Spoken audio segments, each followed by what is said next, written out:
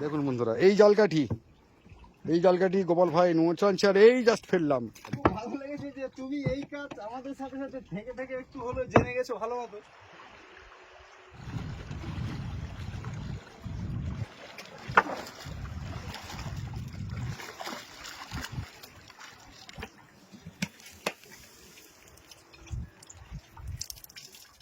জোয়ার প্রবেশ করছে আমাদের এই পূবের চরে। ম্যানগ্রোভের জঙ্গলে রোদ্দুর লেগেছে, আর এইরকম একটা সুন্দর পরিবেশে আমরা এই মুহূর্তে আছি। আর এই নৌকায় আমাদের স্টার দেওয়া হচ্ছে। চলেছি আজ এই নৌকায় গোপাল আর আমি। চিনাই নদীর বুকে একাধিক নৌকা, এই নৌকাও আমাদের মৌসুমী দ্বীপের নৌকা। এই নৌকাতে ফিশিং চলছে, আর সব কাঁটা দিয়ে বড়শি দিয়ে মাছ ধরার প্রসেসিং চলছে। আপনাদেরকে দেখাবো একদিন যে এই বড়শি দিয়ে যে মাছ ধরার পদ্ধতি এই চিনাই নদীর বুকে হয়ে থাকে, সেটাও একদিন আপনাদেরকে দেখাবো। আর এই জঙ্গলময় পরিবেশ ছেড়ে আমরা এগিয়ে চলেছি সামনের দিকে।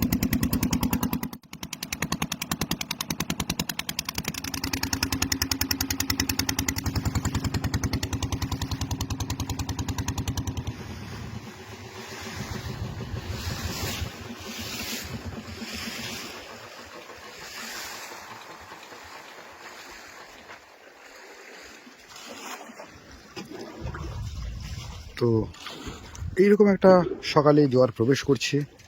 জলের রং অনেকটা স্বচ্ছ, কারণ আজ চতুর্দশীর জোয়ার। জাল আমাদের দেওয়া হবে। আজ আমি আছি আর গোপাল ভাইয়ের সাথে চলে এসেছি। ছোট্ট নৌকায় আমরা এই জাল দেব। যদিও জালের পুরো অংশ দেওয়া হবে না, কারণ যেহেতু আমরা মাত্র দুজন আছি, আর আমি এই জালের কাজে কতটা লাগতে পারবো সেটাও জানি না, যেহেতু পুরো দৃশ্যটাকে তুলে ধরা একটা ব্যাপার থাকছে বন্ধু।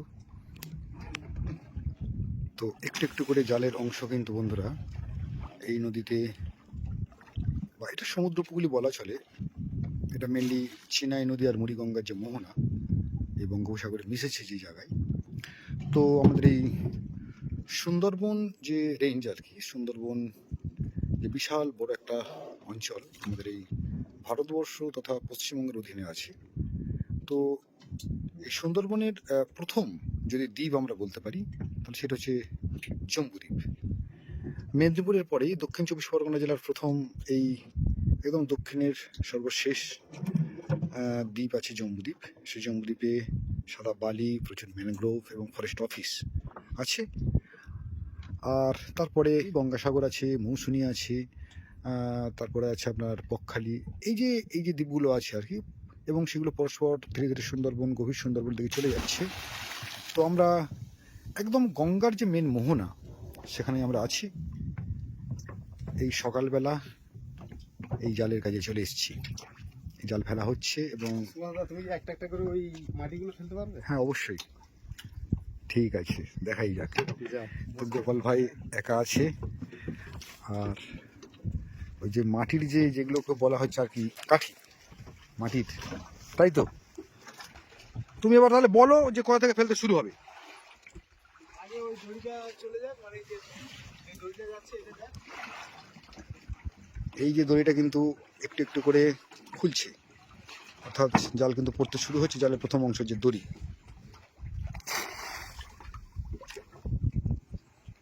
তো দাঁড় টানছে, আর তার সাথে সাথে কিন্তু এই জাল ভিডিও চলছে, এবং আমি একটু একটু করে এই জালের অংশ কিন্তু অন্যদিন অন্যজনেরা যে কাজটা করে আজ আমি সেটা করার চেষ্টা করব। তো সঙ্গে থাকুন বন্ধুরা, দেখতে থাকুন যে আজকের আমাদের এই দুজনের সফরের যে অভিনব একটা অভিজ্ঞতা, বা কী ধরনের মাছ আমরা পেতে পারি আজকের, সেটাই দেখার শেষ পর্যন্ত সঙ্গে থাকুন।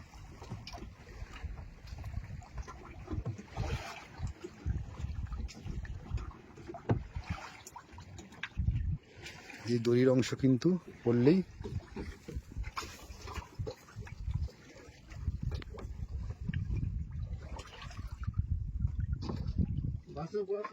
একদম একদম একদম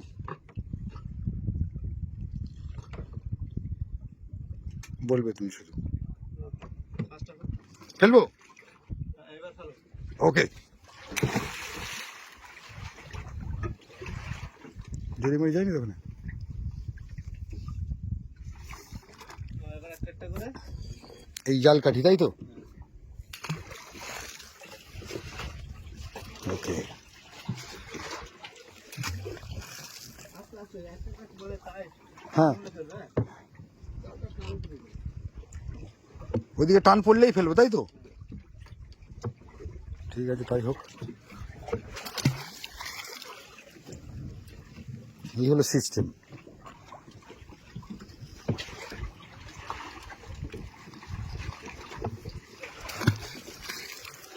সাবাস, বেশ ভালোই লাগছে এই কাজে হাত লাগাতে পেরে।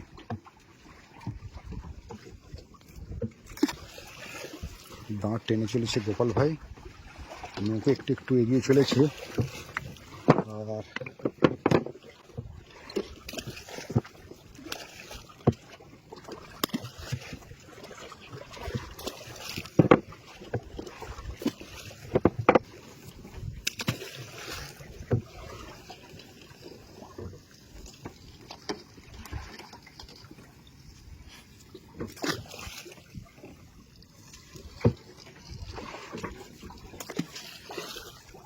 জড়াচ্ছে নাকি? তো মেনলি এখানে 2 থেকে 3 লাগে আর কি। দেখো তো ওখানে বল আটকে যাচ্ছে কি জড়িয়ে যাচ্ছে দেখো।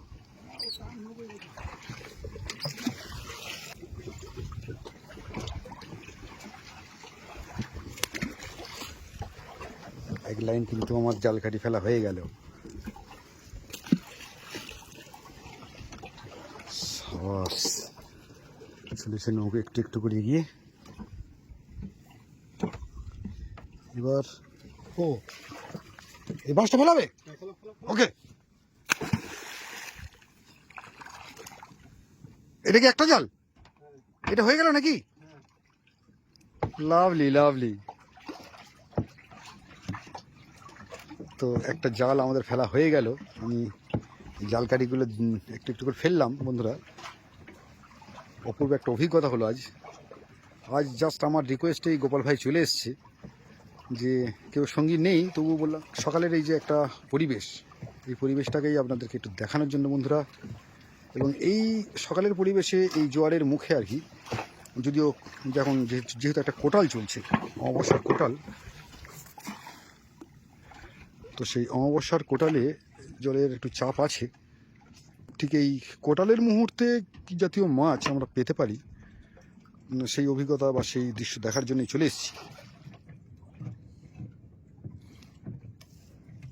তো মোটের উপরে একটা ঘোলাটে ওয়েদার, কুয়াশাচ্ছন্ন পরিবেশ বলতে পারেন। দূরে জম্বুদ্বীপের চড়া দেখা যাচ্ছে একটা সাদা রেখার মতো। আর মৌসুমি টৌসুমি কিছুই দেখা যাচ্ছে না, কারণ অনেকটা দূরে আছি আমরা, জম্বুদ্বীপের নিচেই বললে চলে। এই নোঙর ফেলা হচ্ছে এই জালের শেষ প্রান্তের নোঙর।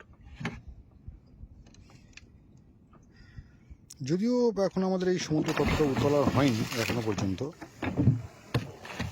তো মোটের উপরে এখনো শান্ত আছে আমাদের এই উপকূল, বঙ্গোপসাগর উপকূল।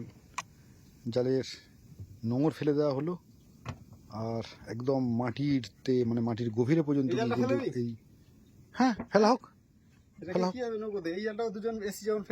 অবশ্যই অবশ্যই অবশ্যই ফেলতে হবে না, আমাকে ওইটুকু প্রসেসিং করলে পড়ে যাবে তাই তো?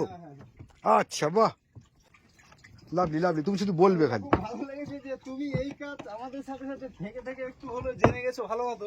হ্যাঁ একদমই, তাহলে স্টেপ বাই স্টেপ তো করা আছে, দেখাতে মানে খুব কঠিন কাজ নয়, ঠিক আছে?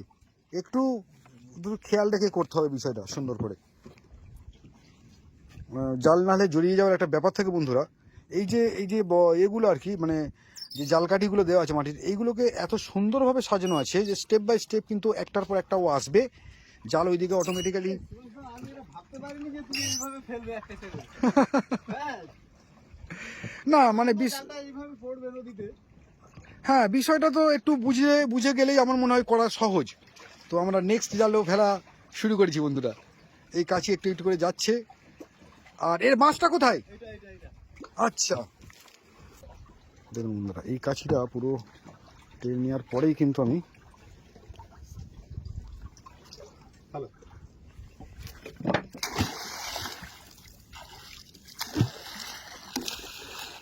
বাহ, তো এই যে বাঁশের দু মাথায় কিন্তু জালের অংশ এমনভাবে বাঁধা আছে।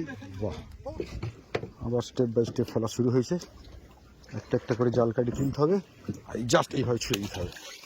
আবার এই জাল কাটি পরেরটায় এই ধরলাম আর এই জাস্ট ছুড়লাম বন্ধুরা, দেখুন। আবার নেক্সট এই নিলাম, এই ছুড়লাম।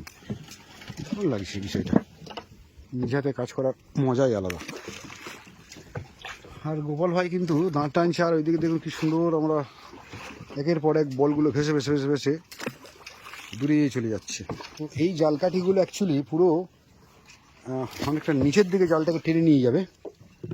আর উপরে এই যে বলগুলো দেখুন বন্ধুরা, ওই যে বলগুলো যাচ্ছে একটার পর এক, এই বলগুলো কিন্তু ভেসে থাকবে, এই জালটাকে ভাসিয়ে রাখবে। আর দুমাথার যে কাছি দিয়ে যে নোঙর দেওয়া হচ্ছে, এরা দুমাথার জালটাকে টেনে ধরে রাখবে, থাকবে কিছুক্ষণ, এবং অবশেষে এই জাল যখন আমরা তুলব তখনই পাওয়া যাবে ভিন্ন মাছ। গোপাল ভাই কি মাছ পাওয়া যেতে পারে গোপাল ভাই এই জালে এখন? হ্যাঁ হ্যাঁ, আমদির সাথে আর কিছু? বাহ বাহ বাহ বাহ, এই যে একটা দিলাম, সাবাস। আর কয়েকটা আছে, টান করে করে দিচ্ছি যাতে জালটা বড় টাইপের হয় আর কি।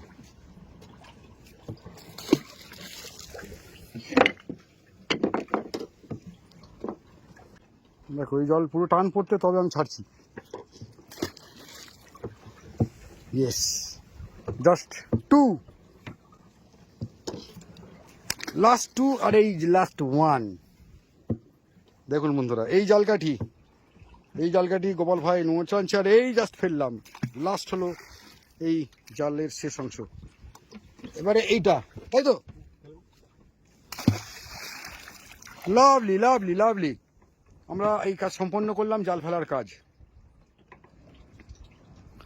তো এটা একটা বিশেষ পদ্ধতি আর কি, কারণ এই নদীতে জাল দেওয়ার হাজার একটা পদ্ধতি আছে। আমার জাস্ট দু একটা দেখার সৌভাগ্য হয়েছে বন্ধু, আপনারাও দেখছেন তার মাধ্যমে একটা দুটো পদ্ধতি। তার মধ্যে আমুদিয়া মাছ ধরার জন্য একদম জাস্ট দুমাথায় খোলা জাল ছেড়ে দেওয়া হয়। আবার কখনো কখনো এই যে গোপাল ভাই নৌকায় মেশ দেখছি যে নোঙর দিয়ে এই জালকে ফিক্স করে রাখা হবে এখন 2-4 ঘন্টা বা 2-3 ঘন্টা, তারপরে কিন্তু এই জাল দেখা শুরু হবে। পাখি ঘোরাঘুরি করছে, সুন্দর এই সকালের পরিবেশ বন্ধুরা।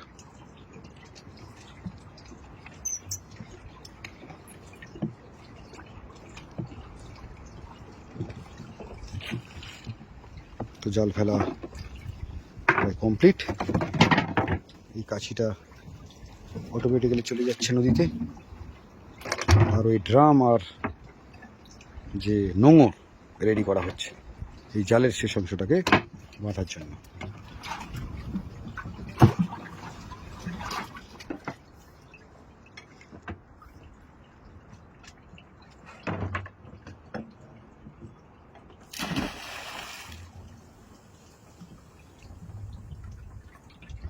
নোঙর ফেলা সম্পন্ন হলো, তাহলে দুখানা জাল আমাদের ফেলা কমপ্লিট হলো, তাই তো?